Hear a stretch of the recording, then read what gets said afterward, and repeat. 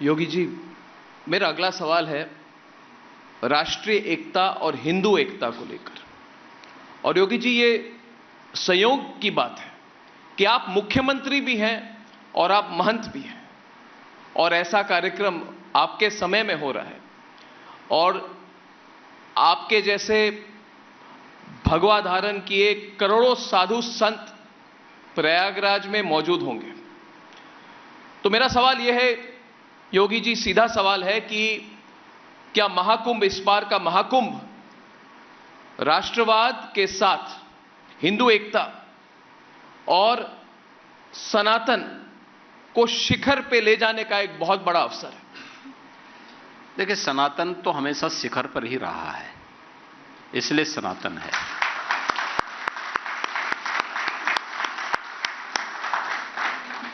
दूसरा है, हिंदू एकता और राष्ट्रीय एकता एक दूसरे के पूरक हैं। याद रखना, मैंने एक बार कहा था कि बटेंगे तो कटेंगे जी। ऐसे ही नहीं कहा था, इतिहास इस बात का गवाह है।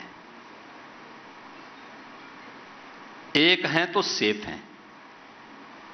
प्रधानमंत्री जी ने भी बार बार इस बारे में कहा, अगर एक हैं तो सेफ है। और याद करिए,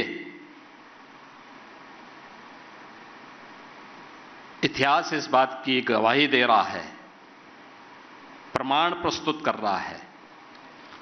और 2017 के पहले यही उत्तर प्रदेश था जहां पे प्लान होता था, कैराना से, कांधला से, संभल से, और आज फिर से प्लान अब अपराधी और माफिया कर रहे हैं, वे देशद्रोही तत्व कर रहे हैं।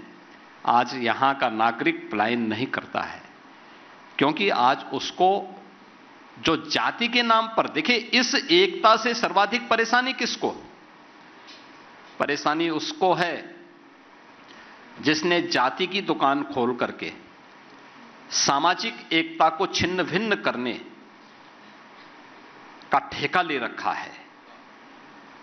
जो लोग विदेशी पैसे के बल पर जी इस समाज को बांटने का काम कर रहे हैं, ये जातिवादी शक्तियां वे वही हैं, वही काम कर रही हैं जो किसी कालखंड में किसी देशद्रोही ने किया है। और मुझे लगता है जो भी एक शक्तिशाली और समृद्ध भारत का पक्षधर है, एक सुरक्षित भारत का पक्षधर है, उसे जातिवाद की इस दुकान को हमेशा के लिए बंद करने के लिए पुरजोर तरीके से आगे आकर के काम करना होगा। मेरा यह मानना है, इन दोनों शब्दों को अलग अलग करके नहीं देखा जा सकता। हिंदू एकता, राष्ट्रीय एकता, ये दोनों एक दूसरे के पूरक हैं, एक दूसरे के अलग अलग नहीं। और महाकुंभ का आयोजन तो इसका एक अद्भुत उदाहरण होगा। देखिए, प्रधानमंत्री मोदी जी ने 13 दिसंबर को जब महाकुंभ आयोजन के कार्यों का शुभारंभ किया जी, तो उस अवसर पर प्रधानमंत्री मोदी जी ने बहुत सारी चीजें कही। उन्होंने यह भी कहा कि यह महाआयोजन, यह महासमागम जाति और पंथ के भेदभाव को समाप्त कर देता है, लिंग के भेदभाव को समाप्त करता है, छूत और अस्पृश्यता के भेदभाव को समाप्त करता है। और दुनिया वालों, अगर आपको तुम्हें देखना है तो आओ कुंभ में देखो, कहां जातिवाद है, कहां क्षेत्रवाद है, कहां मत और मजहब का भेदभाव है। केवल और केवल विदेशी जूठन खाने वाले लोग हमें बदनाम करने का काम करते हैं। और याद रखना, जब तक हम लोग इन लोगों के बहकावे में आते रहेंगे, तब तक राष्ट्रीय एकता को ऐसी चोट पहुंचती रहेगी जो अतीत में पहुंची है। और हमेशा में इस बात को याद रखना होगा, महाकुंभ इसका एक आयोजन बनने जा रहा है, फिर से जोड़ने का, एकजुट होकर के। मोदी जी के नेतृत्व में पिछले 10 वर्ष के अंदर भारत ने सर्वांगीण विकास की, विरासत और विकास की जिन नए प्रतिमान को स्थापित किया है, उसको एक नई ऊंचाई प्रदान करने का एक सशक्त माध्यम है। लाखों की संख्या में हमारे पूज्य संतगण आए हैं, ऋषि मुनि आए हैं, जो कभी सामने नहीं आते।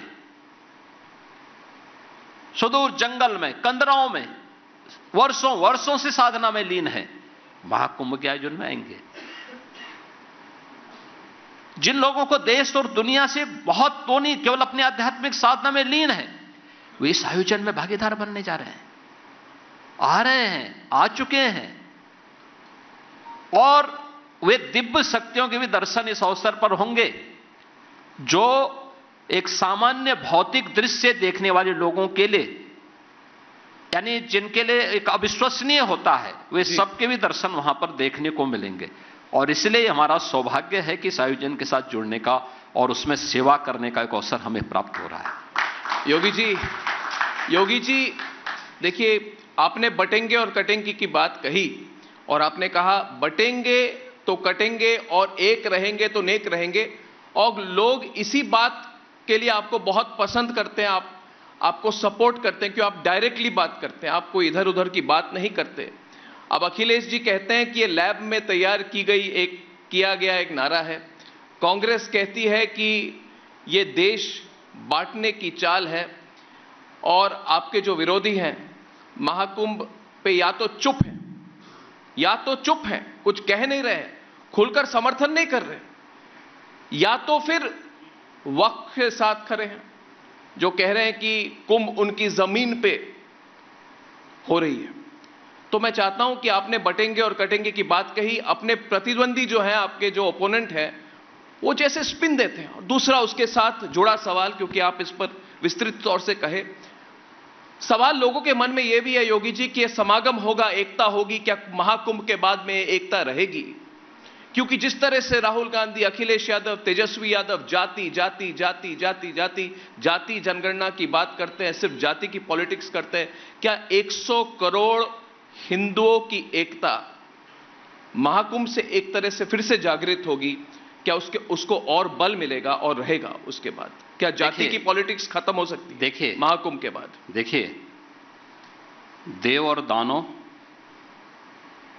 सुर और असुर, ये हमेशा से इस धरती पर रहे हैं और सबको रहना चाहिए। जोड़ने वाले लोग ये मानव परंपरा में हैं, तोड़ने वाले लोग दानव परंपरा को मानने वाले लोग हैं, उनके अनुयायी हैं। तो दानवों ने हमेशा तोड़ा है, वे आज वही बात करते हैं। जो लोग भारत को डिस्कवरी ऑफ इंडिया से भारत को देखना चाहते हैं जी, जिनका नजरिया वह है जी, वे भारत को नहीं समझ पाएंगे, वे नहीं समझ पाएंगे।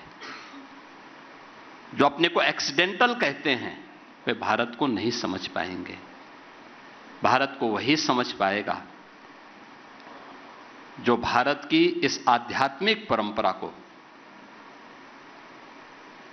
जो राम की परंपरा है, कृष्ण की परंपरा है, भगवान शिव की परंपरा है, शक्ति की परंपरा है, इस परंपरा के प्रति श्रद्धान्वित हो जी, वही भारत को जान पाएगा। एक और मुझे लगता है कि उसकी चिंता नहीं करनी है। देश की जनता जागरूक हो चुकी है, एक्सपोज हो चुके हैं लोग, इनको इससे ज्यादा नंगा करने की आवश्यकता नहीं है। क्योंकि हमें तो कभी कभी डर लगता है कि कहीं इससे ज्यादा इनको और एक्सपोज करें तो कहां ये मोती खाने लायक बचेंगे, कहीं नहीं बचेंगे। एक दूसरी स्थिति है, जहां तक आपने वक्फ की बात की है जी, मैं तो कभी कभी आश्चर्य होता है, ये वक्फ बोर्ड है या कोई माफियाओं का बोर्ड है, भू माफियाओं का बोर्ड बन गया है। अरे याद रखना, एक एक इंच लैंड लेंगे, एक और हमने उत्तर प्रदेश वक्फ अधिनियम में संशोधन किया है। पूरी 1369 फसली से लेकर के अब तक की एक एक राजस्व के अभिलेख की जांच करवा रहे हैं, और जिसको भी वक्फ के नाम पे कब्जा किया होगा उस एक एक इंच लैंड को लेकर के वापस करेंगे और गरीबों के मकान बनाएंगे, सार्वजनिक संस्थाएं, अस्पताल बनाएंगे, अच्छे शिक्षण संस्थान बनाएंगे। और कुंभ में दावेदारी करने वाले लोग जी, अपनी गनीमत देखो, अपनी खाल बचा लें तो गनीमत होगी उनके लिए। वो